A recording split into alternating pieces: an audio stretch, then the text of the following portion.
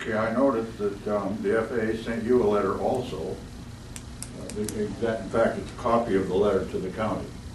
No, there's more to it than the copy of the letter to the county. And they mention in there in response to your letter of August 4th and April 10th.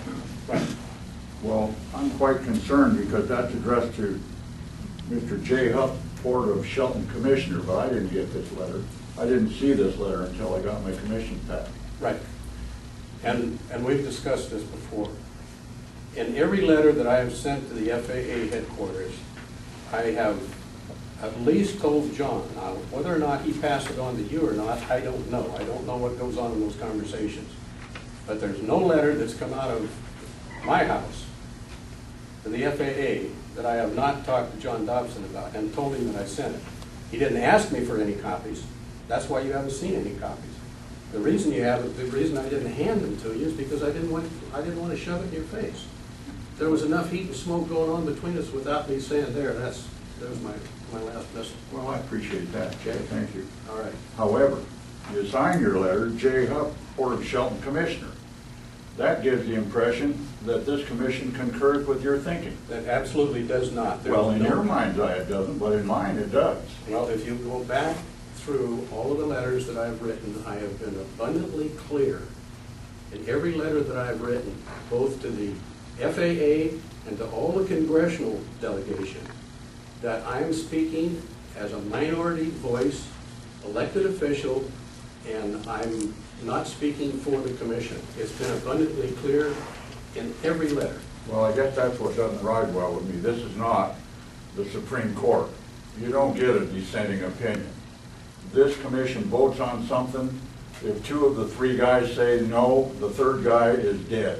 Where's that in the oath of office? Well, It's not there. Well, It's not it's there. semantics. No, it's not semantics. Well, anyway, it's my opinion, do this for me.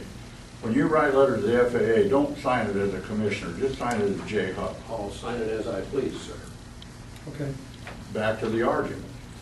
I think I think in one of these letters, you said that this commission unanimously voted for the letter from the county, and that's not true. What happened, Jay, was we unanimously voted for them to send their letter, not that we approved it, just to send it, and it was written in this form. Send it, but don't change a word. And this is the response they got from that letter, right here in my hand. And for us to say send a letter but don't change a word is not concurring with the letter It's permission from us for them to send the letter. without changing a word. That's right. Therefore concurrence. Well, that's your semantics, not mine. Okay. All I did was say, yeah, go ahead and send your letter, because this is what's going to be the response, right there.